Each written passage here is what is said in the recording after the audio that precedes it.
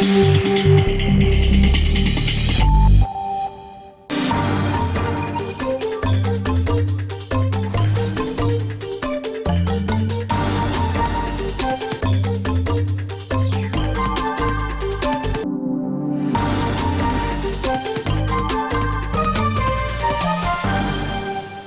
to get down to business. This is Made in Germany. I'm Bernhard in Berlin, and here's what's on the agenda.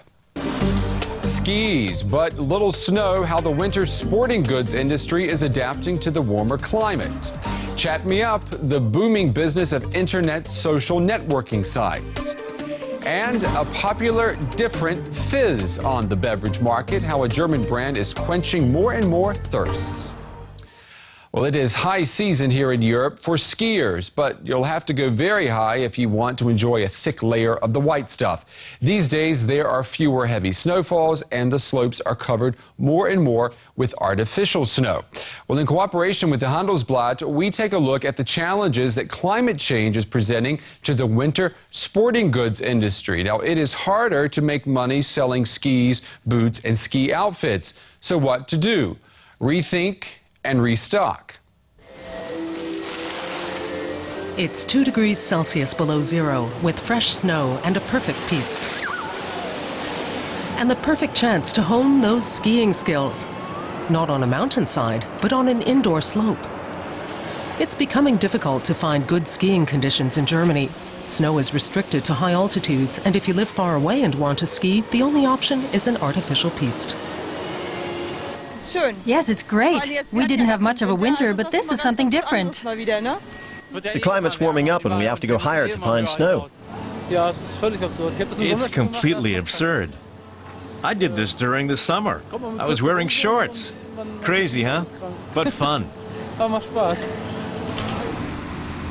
Germany's largest sports equipment retailer, Intersport, is also having to adapt its product lines to the milder winters, to rain instead of snow.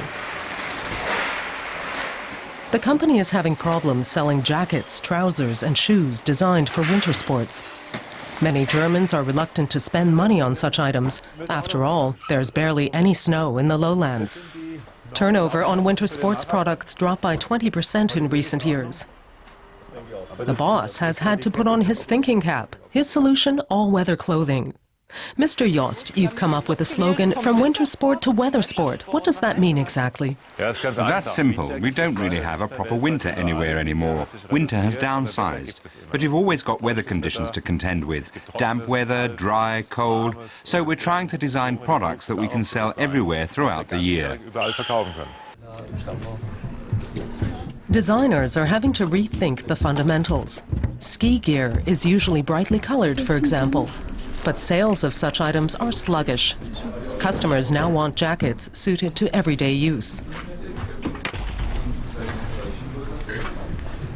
If it's got this on it, it's more difficult to sell. Because there's a snow symbol on it? Yes, because of the snow symbol. You might ask yourself, why should I wear this if there's no snow? The symbol states that this item is suitable for snowy conditions. But actually, people don't want polar bears or snowmen on their clothes. Customers want jackets and shirts that stand up to all the elements. They have to be warm, airy, and rainproof. All-weather clothing is increasingly popular. The sector is growing. If it doesn't respond quickly, the skiing industry could be heading for a wipeout. Germany's only ski manufacturer, Völkel, has also seen a drop in sales. But the company's CEO is optimistic. 1,200 pairs of skis now leave the factory on a daily basis. He won't say how many it once was. Völkel is relying on the global market, working under the assumption there will always be snow somewhere. In Europe, sales strategy is focused on attracting customers with new ski designs and a youthful design concept. We're the only company to have established ourselves on the youth market, where it's just about fun and coolness. And we managed to do it without losing our core sports market.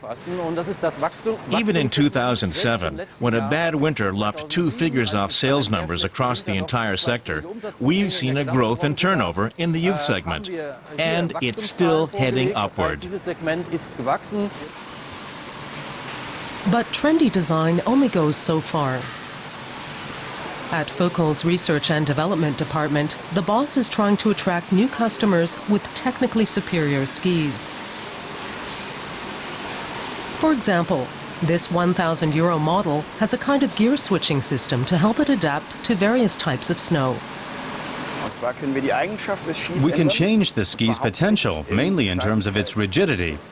You have to imagine that the skier himself has different physical possibilities, that the terrain is changing, snow conditions are changing. Here we've got 3 different settings.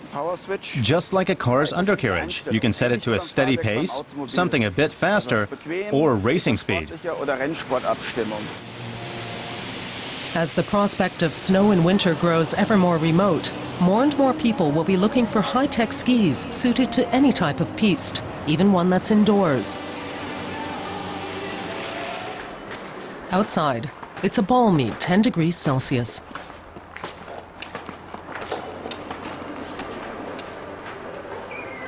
And for more on climate change in the ski industry, you can go to the website of Germany's leading business daily at handelsblatt.com/DW. You see it there on your screen. Or you can go to our very own website, that's dwworld.de. Well, a lot of our viewers already know this. I have a profile on Facebook. In fact, millions of people are on Facebook and other social networking websites such as MySpace. Now, this is Web 2.0's version of the open forum, the classifieds, and the local pub all in one, a place where people can present as much information about themselves as they wish and then share that with others. It's all in the name of networking, keeping in contact, or even finding a partner. Now, these sites are incredibly popular, but no one is quite sure just how they can become cash cows. There are some ideas, however. Here's a sample from Germany. Today, Marion Walters is serving up spaghetti bolognese with a twist. The young mother has given the sauce a slightly sophisticated taste by adding bay leaves and capers. Marion, who lives in Munich, finds new ideas like this on the internet. Her favourite site is one for amateur cooks. She's online almost every day, exchanging tips with other cooking enthusiasts. I think it's good because there are lots of different users who also try out new recipes and ideas. You stay in constant contact with other users. You get comments back if you post a recipe. It's very practical. You can always refer back to the recipe. A few streets away, you can find the website's administrator. Christopher Schneider's site attracts about 100 new users every day. The popularity of interactive portals is growing. But how do the sites earn money? Like most internet businesses, this one generates revenue through advertising. That's something many users frown upon. But Schneider's not worried. We only allow advertising that's relevant to our users. That means I won't annoy them with insurance offers or things that don't interest them. But if an advertisement makes a user aware of a special coffee or a special product, then they won't be annoyed by it, but actually regard it as something positive. Marion Graff is from France and stays in touch with her contacts via the internet. She uses a special portal for people like her, professionals working away from home. Here she develops her personal network and exchanges professional information. If you're alone or have just arrived in a new city, it's important to meet people from your homeland. This is just a way to get to know people quickly and meet up with them. The group running the social network is relatively small. The employees come from 10 different countries. Appropriately, their company is called internations.org.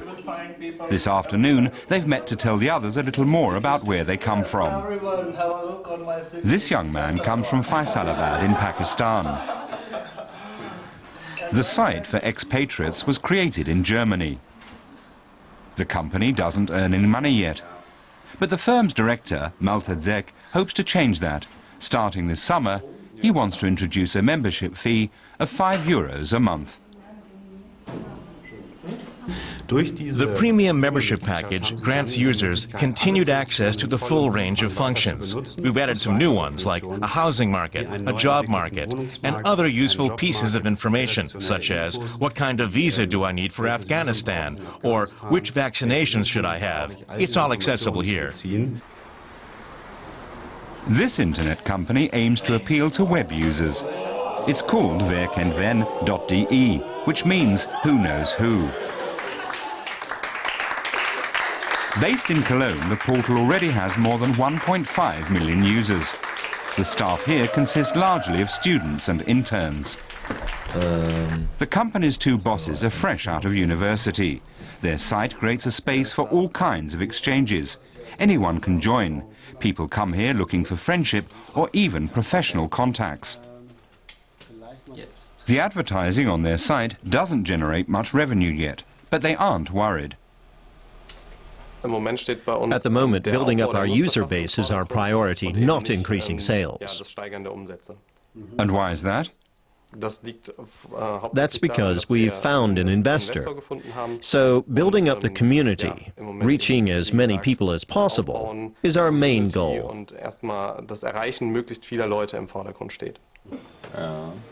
Many of the users keep blogs. Some even make daily entries. Large publishing houses or television stations are behind most social networking companies. Europe's largest television company recently purchased 49% of werkenwen.de. That's good news for up-and-coming sites. These days, finding investors for new internet companies is clearly becoming easier.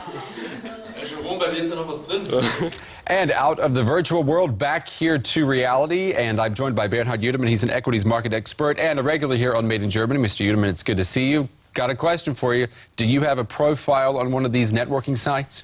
I must confess I have not. I think my name is anyway in the internet, so I don't need social networks to show myself. But I know that this is a big movement. I know it from my children. They are members of various social networks. I mean, are you surprised that people, particularly like your children, for example, that people are willing to disclose so much personal information on the internet now? To some extent, yes. I mean, I think they should be more secretive, and I tell them not to tell everything, because the internet doesn't lose something. It will be always there.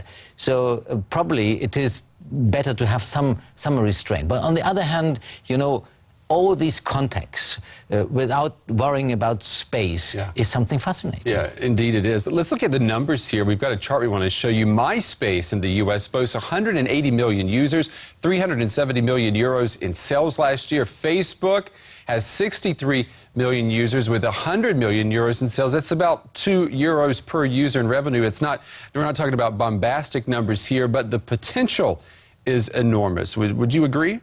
Yes, it's audience, it's all about audience, and it's some audience you can sell to advertisers, and that is what this business is based on. I mean, you speak of advertisers, the Americans are making money right now with these sites, with advertisers.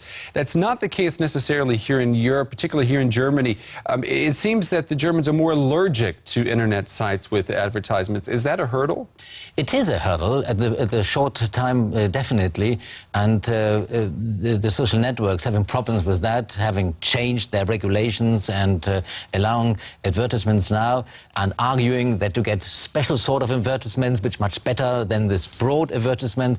They have something to convince their users. Yeah. In the long run, I think to some extent they will be successful. Facebook right now has a market value of just shy of, we were saying, what, 15 billion euros now, particularly after the purchase of Microsoft. I think Microsoft purchased about a 5% share of Facebook. When I see numbers like that, the first thing I think of is a bubble. Yeah, there's an element of bubble in it because you really don't know what these companies are worth, but there's a huge potential, and we always experience that. If you see this huge potential, you might have some exaggeration that will calm down in the long run, but just think of Google. I mean, Google a few years ago, what came out in the end, so let's wait and see. Yeah, I mean, the share price for Google is nothing to sneeze at.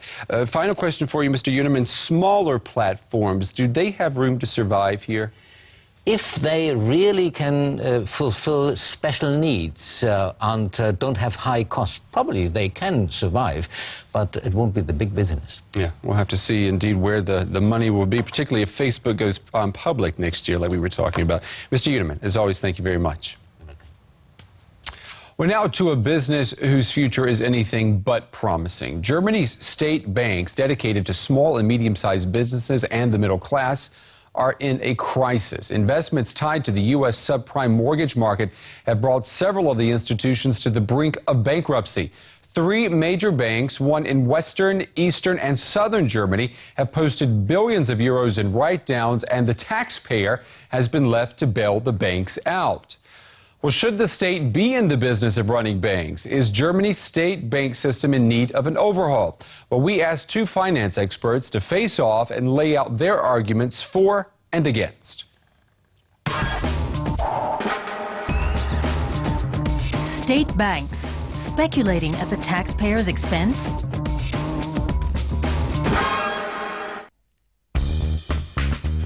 Banking expert Eckhard Wenger is a professor at the University of Würzburg. He says state banks have made a mess of their business. Christian Achilles says public banks ensure competition. He speaks for the German Savings Bank Association, the DSGV. What we see as the consequence of government activity in banking is a huge catastrophe. We should draw some conclusions. I want to underscore that there are some public credit institutions affected by this crisis, and there are others that are not. That goes for state banks and public savings banks in Germany, just as it does for banks in the private sector. Some are affected and some aren't. The state banks have often been rescued, rescues which consisted of taxpayers giving them money. At some point, there has to be an end to it. I believe your viewers need to know that, to this date, taxpayers' money has never been used in even a single case. What we've seen is the granting of guarantees, and we all hope and believe that they won't be needed to the full amount. That an institution as small as the Saxony State Bank has gambled away such huge sums of money on the American subprime loan market, this couldn't happen with reasonable risk management. In the past, agencies have rated various investments, and the Saxony State Bank, for example, bought almost exclusively financial instruments with outstanding ratings. They bought only very good investments. A mid-range goal of politics should be to take the state banks out of public ownership. But when you listen to the politicians, you realize none of them want to give up their own little playground. This is a false evaluation, brought home in a populistic fashion. Ultimately, they are subject to strong political influence from the state government, and so sometimes they grant credits that would never be issued if they followed solid business principles. I don't know of any cases in which credit was given for political reasons.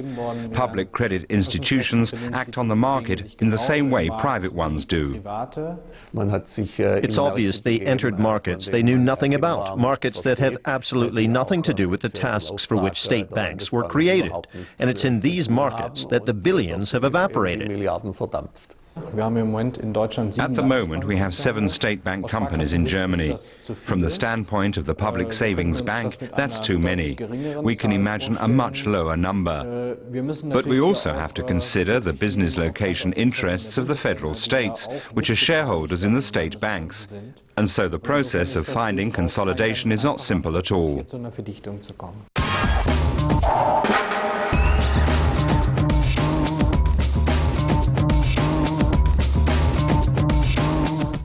Well, Germany's state banks are not alone. Many financial institutions around the world are dealing with the fallout of bad investments tied to the U.S. real estate market, with fears of a global economic turndown growing. We asked you last week if you think that a recession is in the mix, and Juan Restrepo, a production engineer from Colombia, wrote to us that he sees a recession on the horizon, the first big dip since the tech bubble bust back in 2001. Juan, thank you very much. And our question this week, should bank executives be held accountable for investment mistakes? And if so, how? To send us your thoughts, you can go to our website at dwworld.de/English/Made in Germany. That's all one word. Fill out our online questionnaire and you'll be qualified for the next drawing of our prize, the DVD, which is German Family Business. Well, back in the 1980s, the Peter Brewery in Bavaria began to see its sales shrink as Germans' drinking habits shifted to more import beers. The family-owned business decided the best strategy was to change the product, and that led to the birth of a new soft drink that has captured the taste buds of Europe. It's known as Bionade, a lifestyle beverage made using beer brewing principles with all natural ingredients, but no alcohol, of course. Bionade sales tripled last year after expansion to Switzerland, Austria, and Belgium. And now the red, white, and blue bottles may be headed for Japan and the U.S.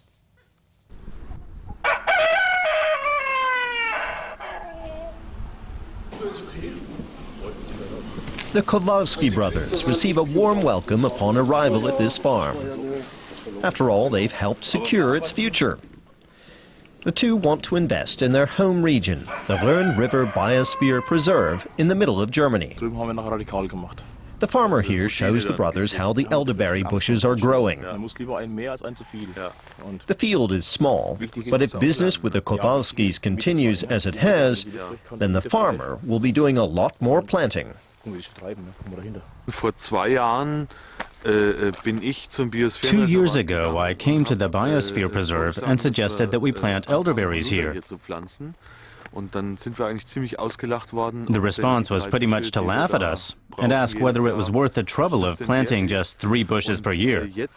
But now the company is growing so fantastically that people listen to us. Suddenly, we also need volumes that make it interesting for farmers. Everyone knows who the Kowalski brothers are here in northern Bavaria. 20 years ago, they stood behind the bar at a local discotheque. Now they've made their town, Ostheim, famous throughout Germany with their soft drink line. Bionade has been a spectacular success.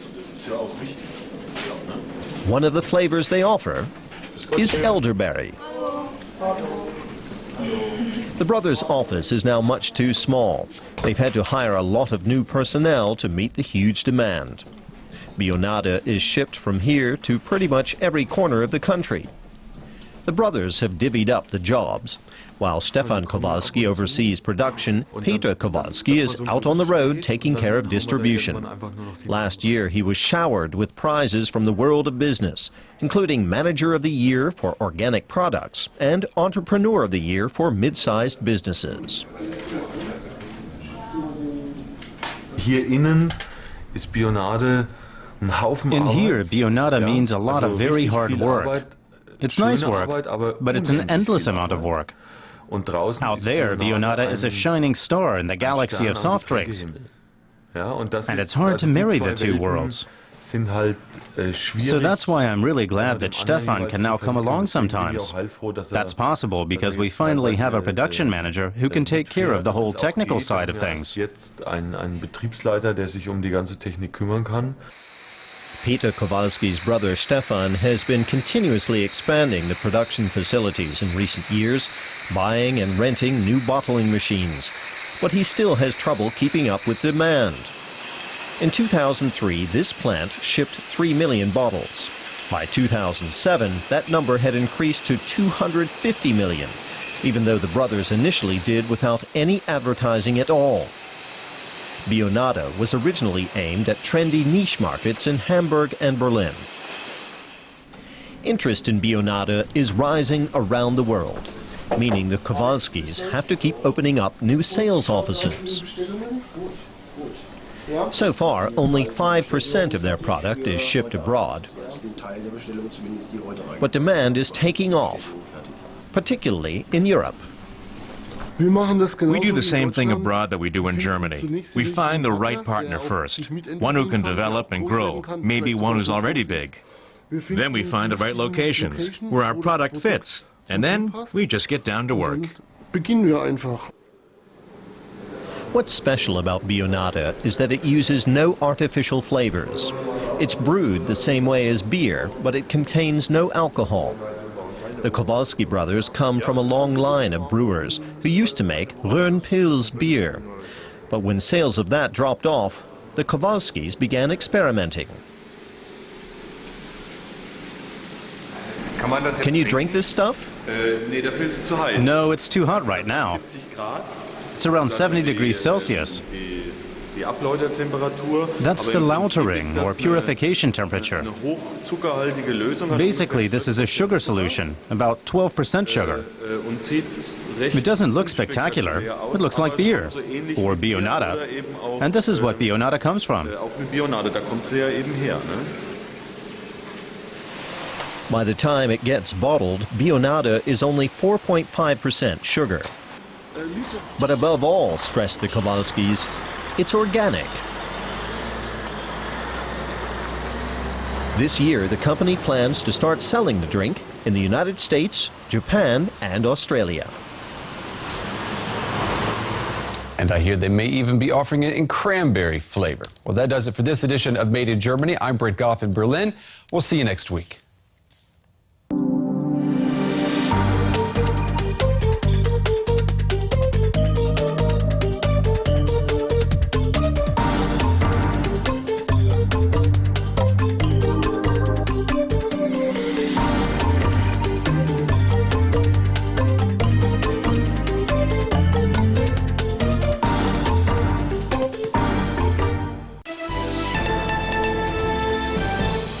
German tax investigators say they've uncovered at least 200 million euros in undeclared funds